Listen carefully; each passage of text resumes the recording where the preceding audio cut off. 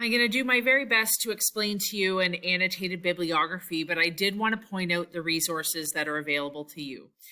On the main course page, I have actually done an outline of the agenda. Now I realize that it's not just focusing on the bibliography. There was only a little bit there.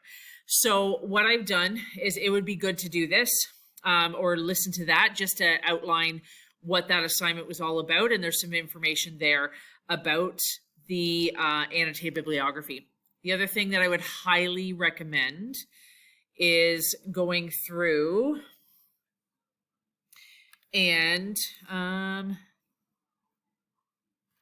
there we go, just because I'm working in a half a screen.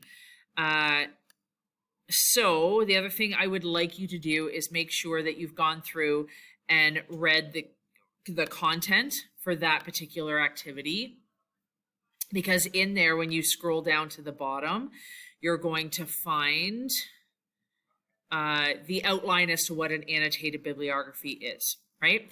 So the key thing is there's a good video here that outlines the annotation of the bibliography and the 4 things that you should include in that. Okay, so all the resources are there. So here's what we're doing.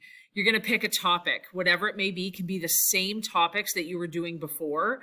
In Unit 1, Activity 5, where you were creating a bibliography, you could actually use those same sources. So you don't actually have to create a whole new project.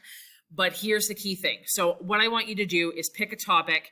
You must find 3 resources related to that topic. And for one of those, normally what we would do in an annotated bibliography, that you would basically, what it is a summary of the resource using those 4 key parts, and you're just summarizing them about that resource. And then you would include it. So the key thing is that you are looking at the resources that you have found for that topic, and you're creating an annotated bibliography, which is the bibliographic information or APA citation. And for one of them, just because of time, you're going to annotate it. So what does that look like? So in the course home in the news feed, I actually included these resources right here. Here's how to do an annotated bibliography. It's the same one from the content, so you can watch it there or from the agenda.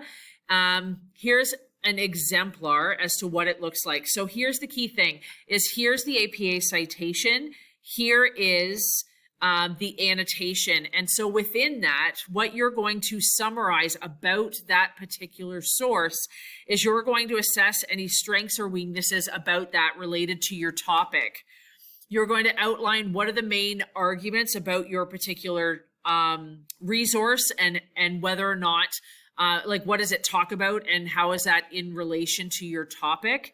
What's some background about the author? So you may have to do some research. So in this one, Dr. Sarah Blunden, a psychologist and a sleep researcher, so you can look them up, and sometimes in the article there's information there.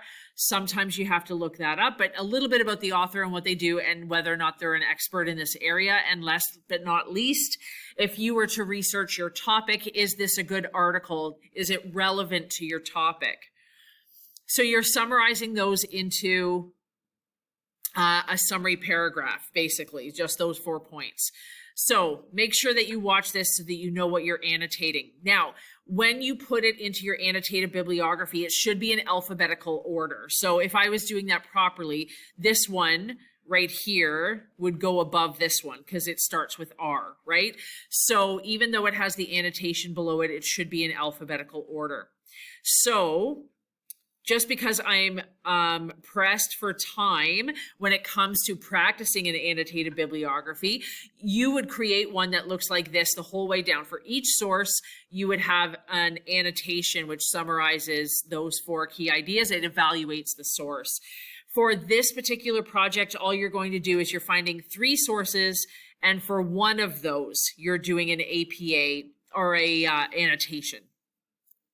Okay, so in that agenda, I've actually posted, this is just the other sources that I found, so you can just list them below your one. I included 2 just so you could sort of see how they were written.